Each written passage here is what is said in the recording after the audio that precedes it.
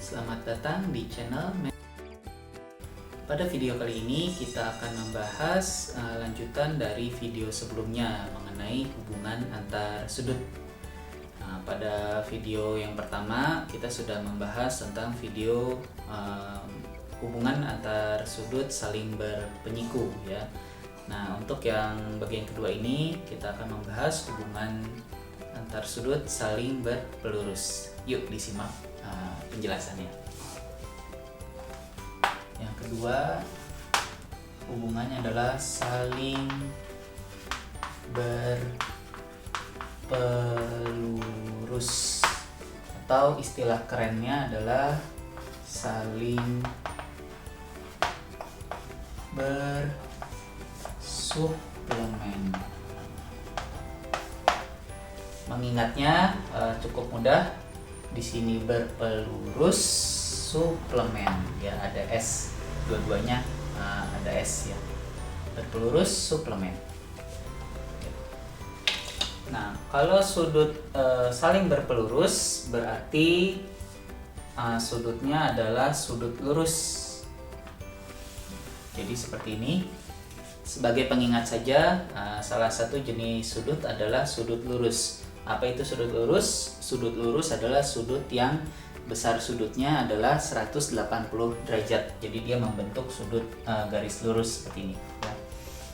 Nah, si sudut lurus ini kita bagi dua. Ini titiknya, misalkan ini titik J, K, L ya. Maaf, sebelumnya berarti gini dulu. Sudut JKL adalah sudut lurus, berarti besar sudutnya adalah 180 derajat. Nah, kalau sudut ini dibagi dua, akan menjadi begini. Ini dikasih nama misalkan M.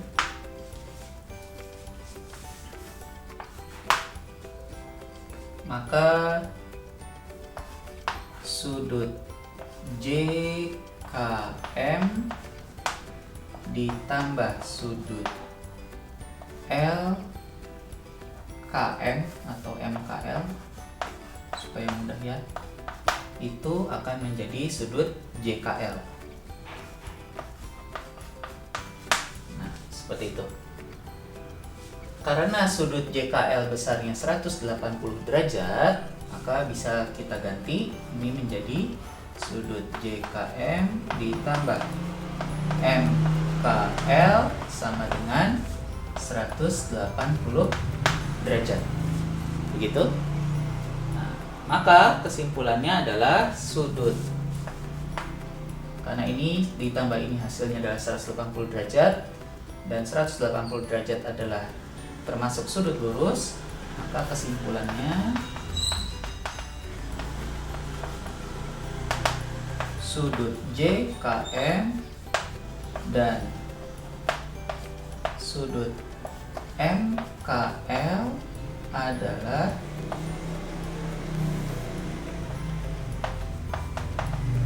saling berpelurus.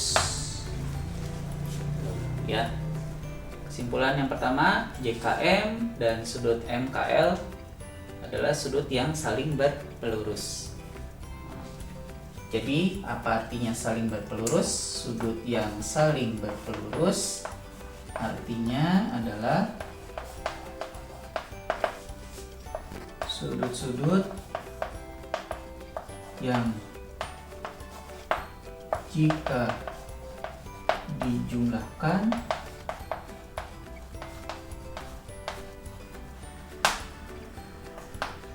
besar sudutnya menjadi 180 derajat ya. Ini ditambah sudut ini menjadi 180 derajat. Itu kesimpulannya dan pemahaman apa arti sudut yang saling berpelurus. Kita tambahkan kesimpulan dari apa yang dimaksud dengan saling berpelurus. dihapus dulu. Kesimpulan berikutnya dari hubungan antar sudut saling berpelurus adalah sudut JKM adalah pelurus dari sudut MKL. Atau bisa dibalik juga, kita bisa sebutkan sudut MKL adalah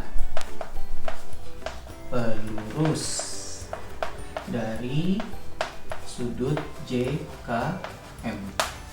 Jadi yang dimaksud dengan pelurus ini adalah pelurus dari ini, artinya kalau JKM ditambah dengan MKL akan membentuk sudut lurus. Kalau digabungkan membentuk sudut lurus. Besarnya adalah 180 derajat. Gitu. Nah, itu tadi adalah sedikit teori mengenai sudut hubungannya yang saling berpelurus. Untuk selanjutnya kita akan coba contoh soal sederhananya, ya.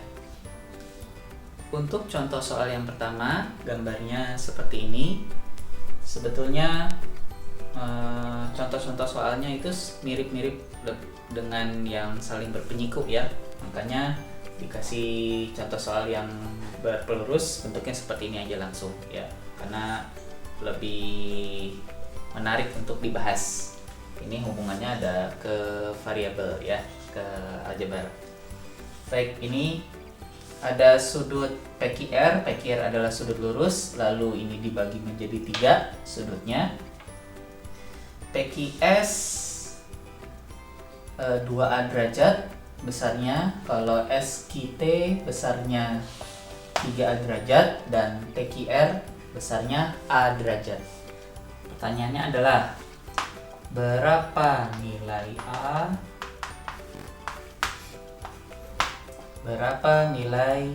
berapa besar sudut SQT misal. Ya, kita jawab. Nah, ini karena PQR adalah sudut lurus dan ketiga sudut ini digabungkan menjadi sudut lurus, maka kita buat persamaannya menjadi sudut PQS ditambah sudut SQT ditambah sudut TQR sama dengan sudut PQR, ya. Sudut PQR-nya 180 derajat. Lalu kita masukkan nilainya. PQS 2A derajat, SQT 3A derajat, TQR A derajat sama dengan 180 derajat. Ini masih sejenis variabelnya, jadi bisa digabungkan 2A, 3A tambah A1. Berarti 6, ya. 6A derajat sama dengan 180 derajat. Maka nilai A sama dengan 180 derajat dibagi 6 derajat. Satuan sudutnya coret, 180 dibagi 6. Hasilnya adalah 30. Itu nilai A. Ya, jadi sudah bisa terjawab yang A, nilai A-nya adalah 30, ya, tanpa ada satuan. Itu jawabannya. Nah, untuk yang B ini dihapus dulu atau di sini aja, ya. Untuk yang B, berapa besar sudut SQT? Ini SQT. Karena SQT adalah 3A derajat, berarti 3 dikali 30 derajat. 3 kali 30 adalah 90. Jadi SQT besarnya adalah 90 derajat. Itu dia. Atau misalkan ada pertanyaan lagi, berapa besar sudut PQS atau SQT? Nah, tinggal dimasukkan saja nilai A-nya. Karena A-nya tadi 30, berarti 2 kali 30 sama dengan 60 derajat. Dan seterusnya. TQR pun juga seperti itu. Itu variasi soal yang pertama contohnya. Kita akan coba yang berikutnya. Untuk contoh soal yang kedua, gambarnya seperti ini, di mana sudut ABC adalah sudut lurus, terbagi menjadi dua, ada sudut ABD, besarnya 2x plus 8 derajat, lalu sudut DBC, besarnya adalah x plus 13 derajat. Nah, pertanyaannya adalah yang A berapa nilai x, yang B berapa besar sudut ABD. Mari kita jawab. Untuk yang A, maka ini menjadi persamaannya menjadi sudut ABD ditambah sudut DBC sama dengan sudut ABC. Nah, sudut ABD besarnya adalah 2x plus 8 derajat. DBC besar sudutnya adalah x plus 13 derajat. ABC lurus berarti ini 180 derajat. Gitu, selalu dibuat persamaannya dulu ya. Lalu gabungkan yang sejenis. Ini variabelnya sejenis, jadi 2x sama x menjadi 3x derajat.